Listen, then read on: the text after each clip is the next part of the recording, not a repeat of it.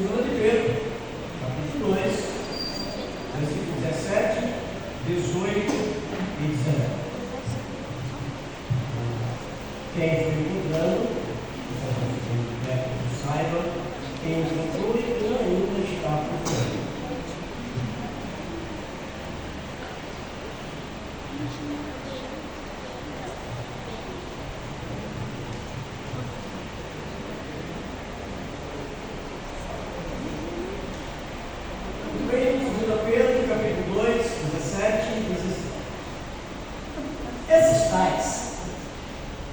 São como fontes, Senhor, como névoas impelidas por temporal. Para eles, está reservada a alegria das trevas, porquanto proferindo palavras jactanciosas de vaidade, envolvem com paixões carnais, por suas libertinagens, aqueles que estavam prestes a fugir dos que andam comigo.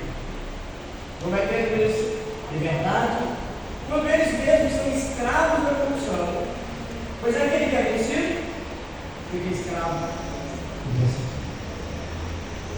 Vamos orar ao Senhor.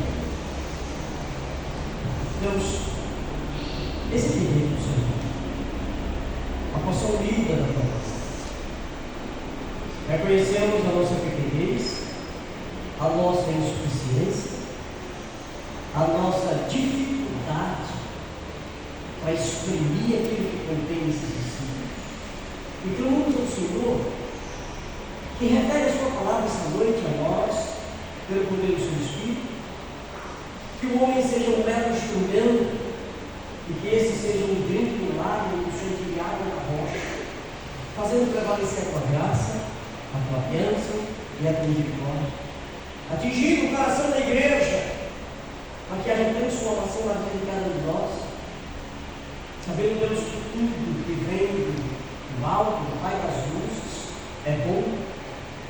E como uma terra sedenta, estamos ansiosos pela chuva serôdia do Espírito sobre o nosso coração, para que termos vida, uma vida do Senhor. Deus, lembra a palavra. O Espírito é teu, a sabedoria é tua, o entendimento do Senhor. Nós somos teus, a palavra é tua. A igreja, por amor de Cristo Jesus, no teu nome, na tua igreja, nós oramos, fala conosco, nos abre a vida apesar de mim. Esse jeito de glória e louvor ao Senhor. Oramos assim no nome de Jesus, que vive para sempre. Amém. Vamos sentar.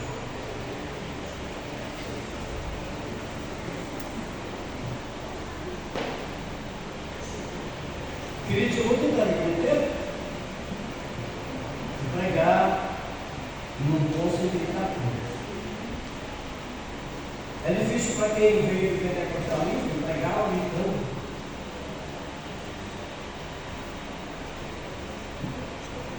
E aprendi a pregar gritando, de vez em quando eu nem me dou conta, estou falando mal.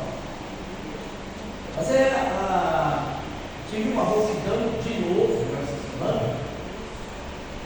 Chega a Deus que me permite se pregar. Tanto ontem com os homens, quanto hoje com a escola bíblica e agora com eles. Porque para mim, se na semana, na igreja, eu fui útil, pelo menos expor a palavra de Deus, é bem complicado para mim imaginar que isso tudo faz a minha vida como servo de Deus. E aí, para preservar e não acusar o que ele fez, porque eu quase nem falava, eu vou tentar falar no aberto, se eu conseguir. No domingo passado, nós pregamos sobre o tema falsos mestres são marcados por um estilo de vida pecaminoso. Falamos que eles vivem na rebeldia e na imoralidade. E aí nós lemos o versículo 9, que eu quero ler de novo, 9:10, desse capítulo 2, que diz: é porque o Senhor sabe livrar da provação dos penosos, reservar sobre castigos injustos, para o dia do juízo. E o 10, especialmente aqueles que seguindo a carne, andam em muitas paixões e menosprezam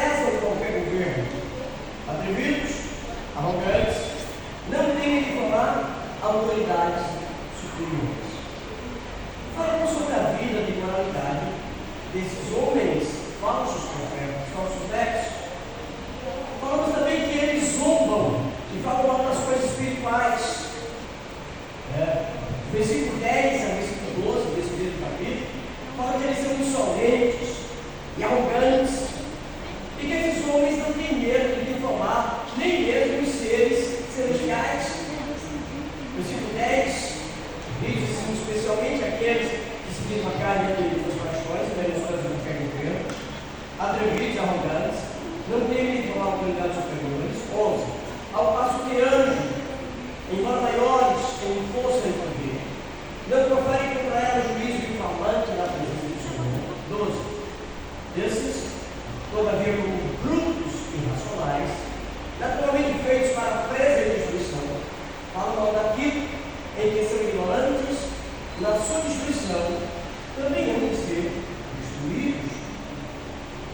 E por fim, nós falamos que eles são cegos com a punição pela imoralidade que praticam.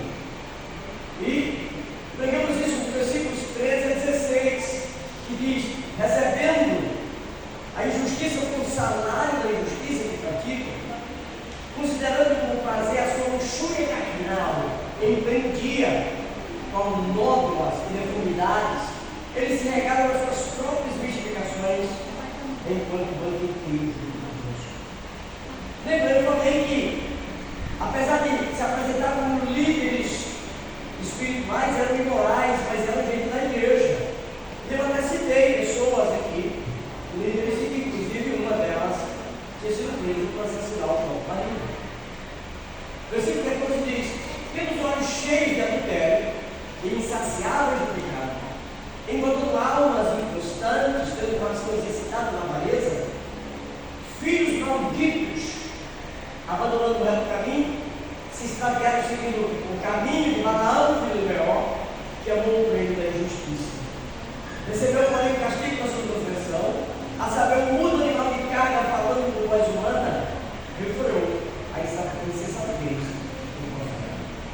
E até a ênfase foi exatamente sobre a ideia de um burro repreendeu o profeta. Um burro que a gente tem o hábito de, quando alguém não aprende nada ou alguém não consegue entender o que a gente está dizendo, normalmente é característica, pelo menos brasileiro, chamar tal pessoa de burro.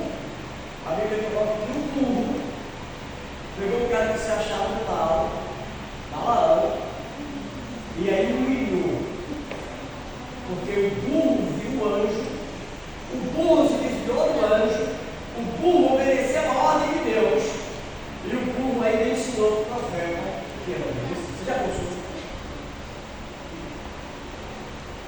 Hoje nós vamos falar sobre a influência na igreja.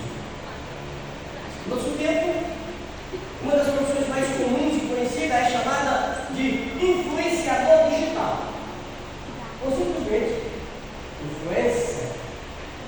O que são influenciadores digitais? Eu procurei uma definição deles mesmos e estou trazendo aqui uma definição da internet. Uma influência digital é alguém capaz de influenciar pessoas através da sua produção de conteúdo nas redes sociais. Eles também são conhecidos como creators, ou seja, são criadores de conteúdo que conquistaram um público fiel e engajado. Antes que existissem os influencers, a Bíblia já alertava para o poder de persuasão e de conhecimento que a Bíblia tem. Você sabe que a Bíblia já falava sobre os influencers?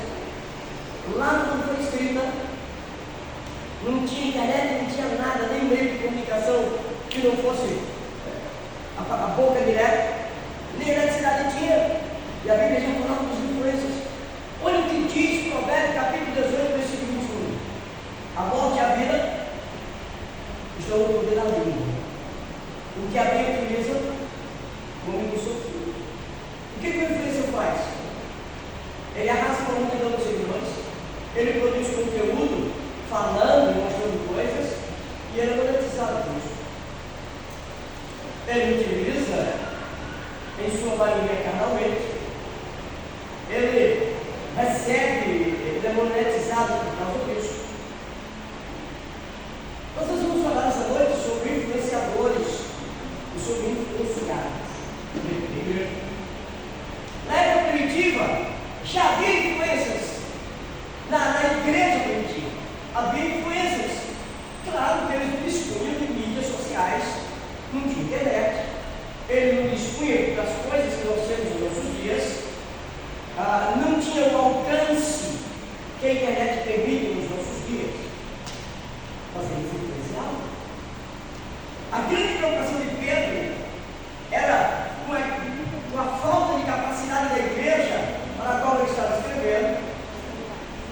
de ter discernimento, de ter bom senso para filtrar o que os influencers estavam despejando sobre a igreja. Essa é uma realidade que acontece nos nossos dias. Nós somos influenciados e nós não temos capacidade de discernir o que é bom e o que não é bom. A igreja hoje, se tivesse que pensar em qualquer pessoa aqui, aí o irmão diz assim: pastor, o senhor conhece o pastor fulano e tal? Não conheço. O senhor conhece? Ele é do Ministério X. Ele falou, pois é isso. Aí tem outro na reunião e diz assim: o senhor conhece o pastor fulano? Eu não conheço. Esse pastor aqui é bom. Ele fala sobre coisa tal. Tem um outro pastor que mora nos Estados Unidos, ele fala isso e aquilo. Então, cada um de nós tem experiência de procurar na internet pessoas que falam coisas e que acabam se tornando influenciadores digitais nossos. Aí não era isso que a gente estava procurando, um influenciador digital, mas a gente acaba buscando. Ele está preocupado. Porque havia com nossos mestres entrando na igreja e trazendo uma falsa doutrina e influenciando, não digitalmente, mas pessoalmente, oralmente, a igreja. E pegando e escrevendo para a igreja. Dizendo que eles precisavam ter cuidado. E nesse trecho de 3 versículos que vamos falar agora, ele dá outras marcas do falso mestre, do pregador falso, mentiroso, que distorce a palavra, para que essa palavra de Deus alcance aquilo que está no coração dele. Ele alcança o objetivo dele, que não é o objetivo da palavra, que não vai pregar sobre Jesus, mas é ativar em você o seu pecado de preguiça, o seu pecado de busca por aquilo que você está desejando tanto. E aí é aquela história do ditado que a gente diz: junto à fome com vontade de comer. E aí o apetite de quem está na igreja para conseguir coisas, e ainda tem alguém levantando o cheiro da comida, mostrando a beleza dela. Poxa, ele é um líder espiritual, está ensinando, mas todo mundo diz: é Deus, não é? E tu vier atrás? Nós aprendemos a teologia que aquele homem produziu nele um efeito que não só afetou o nosso aspecto espiritual da nossa vida, nos separando de Deus, não só afetou o nosso aspecto moral, porque nós amamos o pecado e somos escravos do pecado até que Cristo nos liberte. Nós também provocou um efeito na nossa mente, no nosso entendimento. A queda danificou o homem por inteiro e o nosso intelecto vai danificado. Não é que nós somos malucos, não é que nós somos loucos, não é que nós temos um transtorno, não estou falando desse tipo de coisa, mas o nosso intelecto não consegue pensar como pensava Adão antes do pecado. A nossa mente não consegue pensar como antes da queda. Isso significa que o nosso entendimento foi obscurecido. Nós perdemos a capacidade de discernir entre o bem e o mal. Foi isso que Adão e Eva pediram quando eles queriam ser conhecedores do bem e do mal, entendendo a capacidade dada pelo próprio Deus. Sabe, olha que interessante. Antes de Adão e Eva pecar, como é que eles discerniam o que era o bem e o mal? Deus dizia: isso aqui é bom, façam assim, isso aqui é mal. Antes de cometer um pecado, o discernimento do homem era baseado naquilo que Deus dizia. Perceba, Deus disse para Adão: dê nome aos animais. Adão deu nome aos animais. Deus então fez uma esposa. Adão, receba essa mulher para esposa. Bote o nome, e ele chamou de varoa. E aí ele casou com ela. E Deus disse para ele que ele devia crescer e multiplicar. E Deus deu liberdade, e disse que ele podia comer de todas as árvores. Deus estava pensando que era bom. E é o momento que Deus diz: olha, tem uma coisa que fica ruim. Essa árvore que você não deve comer. Perceba, o discernimento não era direto de Deus. A fonte máxima. Não havia possibilidade de um emissário falso. O discernimento dele era direto da boca de Deus. Mas aí Mas sabe o que é a história? Dessa grande vez que Deus estava mentindo. É a mesma estratégia que os nossos mestres fazem.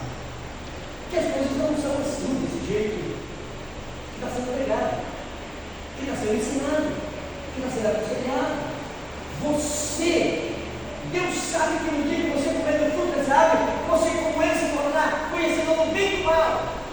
E eles caíram naquele cara. E ao invés de treinar conhecimento para você ir do bem e do mal, eles perderam a capacidade de saber. E se tornaram maus. E nós, pela natureza pecaminosa, herdamos isso. E aí a nossa mente é obscurecida para discernir. Por isso, irmãos, nós precisamos do Espírito Santo de Deus que vive em nós, para recuperarmos essa capacidade de discernir a respeito das influências que chegam nos meios digitais, ou que nós recebemos na nossa escola, ou entre os amigos, colegas de trabalho, até mesmo da família, influências que nos chegam. Nós precisamos do Espírito Santo de Deus dentro de nós, para nos ajudar em discernimento. Porque de outra sorte, nós vamos seguir o que a multidão faz. Sabe, seguindo por nada. Seremos aquilo que o ditado diz, a Maria que vai com os outros. E aí, o nosso primeiro ponto, o cristão precisa desenvolver a maturidade. Mas se proteger do erro, pelo lado do erro, na ética.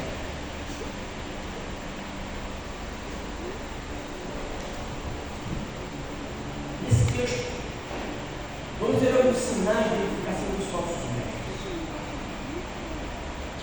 Um dos sinais que nós vamos ver é também um dos sinais do final dos tempos.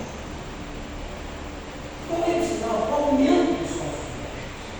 A multiplicação de falsos mestres dentro de igrejas, até comandando denominações, até multidões de pessoas que tal mestre não tem culpa, mas amam um conteúdo que é colocado no pescoço.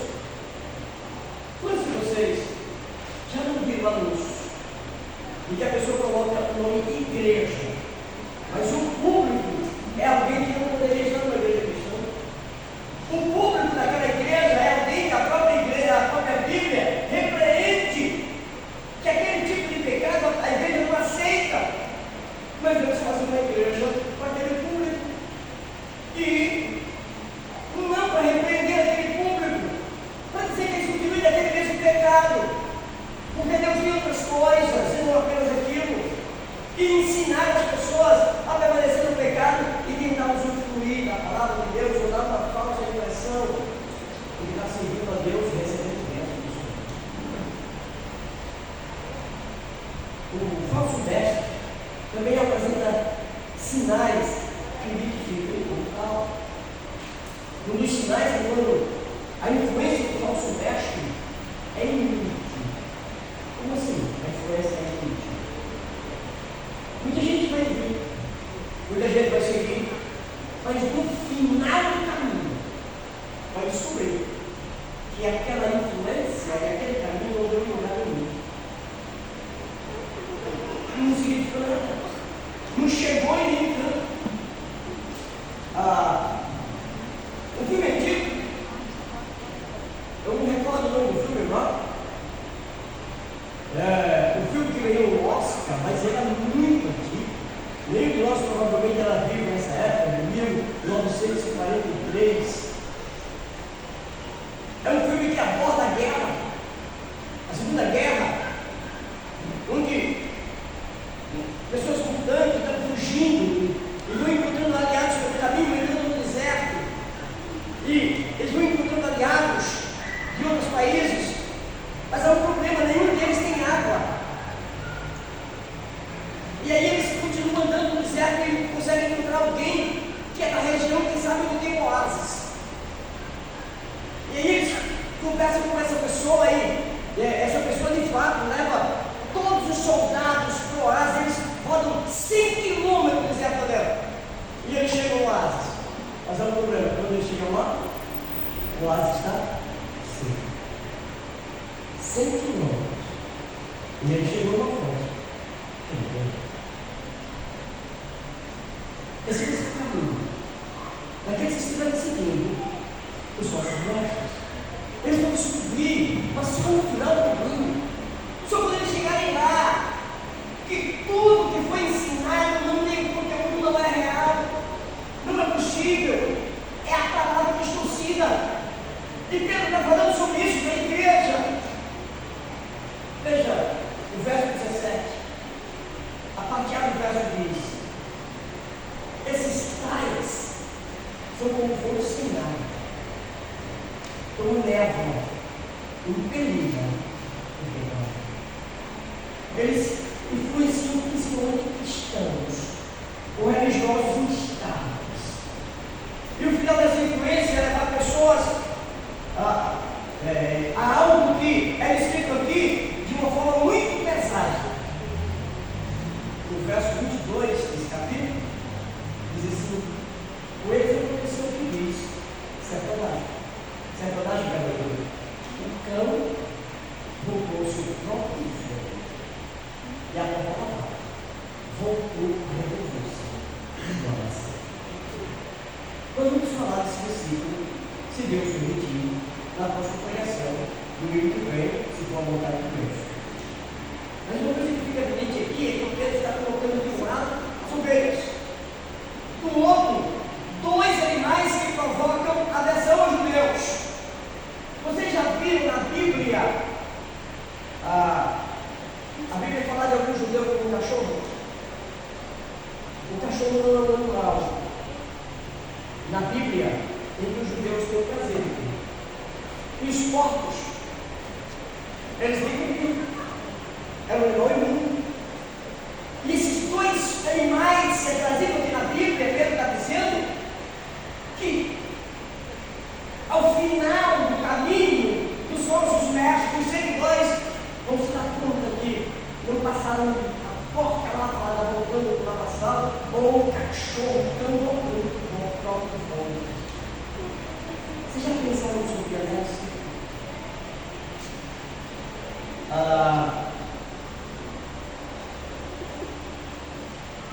Eu sempre digo, e eu preciso agora limitar a dizer isso, porque está tudo repetido. E quando eu falo que eu sou interior, meu filho diz que eu quero ser um bichinho interior. Eu tive muito boas experiências como criança. Entre elas, desci uma serra sozinho. Com cerca de 11 anos de idade, desci uma serra. Vai para minha casa, para minha mãe não descobriu que eu tinha ido para a serra. Eu fui com uma empregada da casa do meu amigo. Ela foi com o meu amigo, levou para a casa do parente, e eu fui junto. Mas eles iam dormir lá e eu tinha que voltar para casa. Eu tinha que voltar à noite, depois eu escurecer. E uma coisa que eu perguntei: como é que eu faço para sentar no caminho? Porque eu não sei, acho que muito pouco de vocês já andou na serra. E a morte. Mas o texto diz que ele incomoda. Mas incomoda quem? Olha o que a Bíblia diz, o versículo diz: aqueles que estavam prestes a fugir dos que eram do meio. Quem são esses? Estão prestes a fugir dos que eram do meio. Os teólogos, os sem maturidade espiritual. Agora, imagina um líder religioso endossando uma vida de libertinagem alguém que já tem dentro de si a vontade do pecado. Veja só.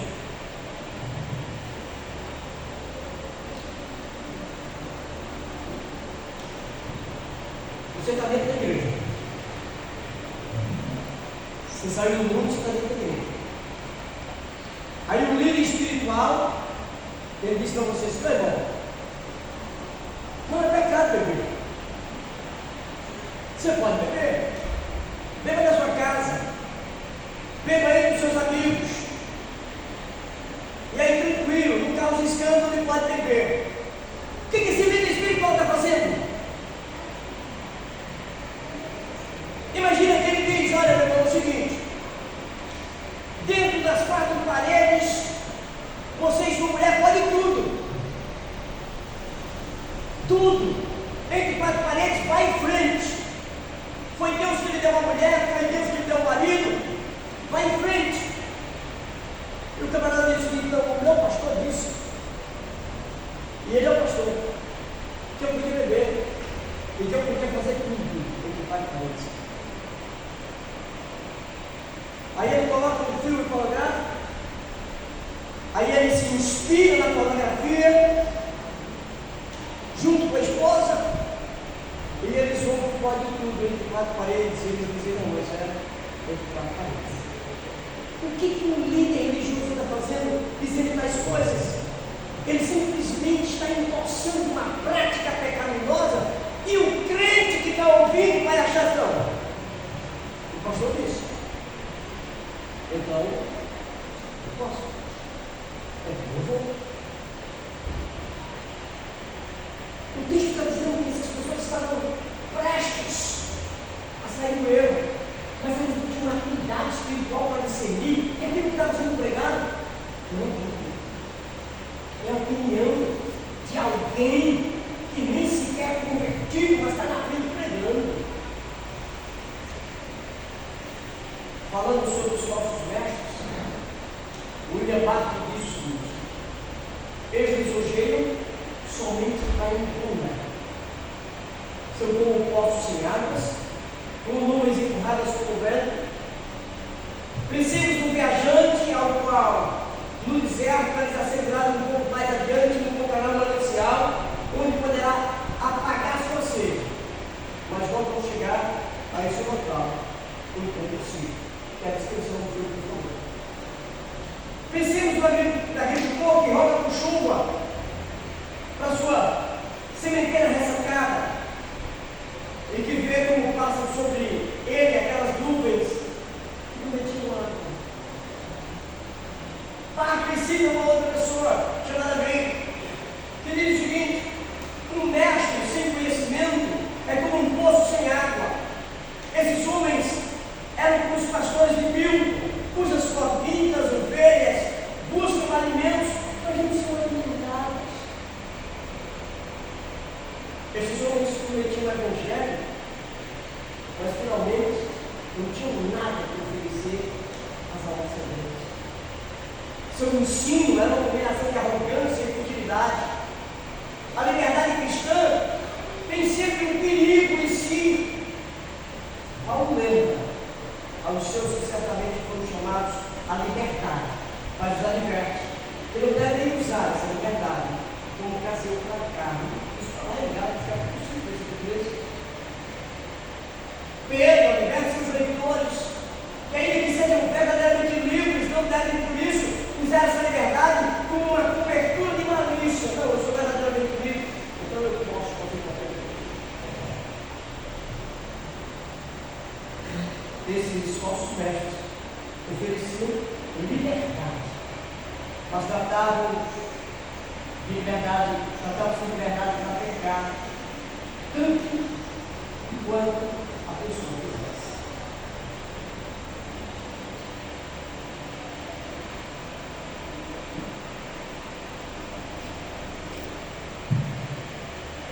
Vocês sabem que no Brasil tentaram implantar uma praia de nudismo para gente? E aí a ideia é a seguinte: pode ir, tirar a roupa e ficar à vontade, só com crente. São essas coisas, irmão. Imagina pessoas sem roupa se encontrando com outras pessoas e a paz do Senhor, irmão, paz do Senhor. Dá para você imaginar? Mas tentaram implantar. A ideia é que no meio dos crentes você pode, só tem crente. São coisas assim que vão sendo colocadas para a igreja que parecem que está correto, mas o desejo de pecar a pessoa concorre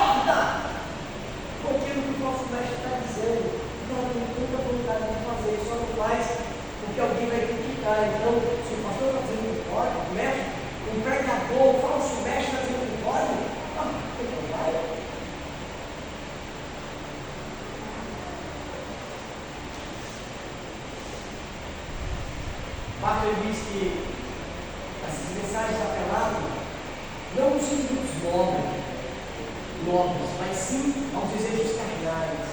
Não o melhor, mas sim ao pior da natureza humana. Ele revela claramente porque eles procediam assim. Ainda Barclay falando, afirma que eles mesmos eram escravos de suas próprias concupiscências. E aí ele cita dois pensadores. Um deles é Sêneca, que diz: ser escravo de si mesmo é a mais onerosa vida dos seres humanos. Imagina alguém que é escravo de si mesmo. Ele não se sente bem quando está no mundo, porque ele acompanha ele. Versos dirigiu-se assim aos carnais libertinos do seu tempo. Tem um senhor humano que cresce dentro desse vosso doente peito, os escravos do pecado. Trazem dentro de si o próprio pecado que nos escraviza. Ele é terrível, de Deus. Esses nossos mestres ofereciam liberdade. Não obstante eles mesmos serem escravos, e a liberdade que ofereciam era de tornar-se escravo da corrupção.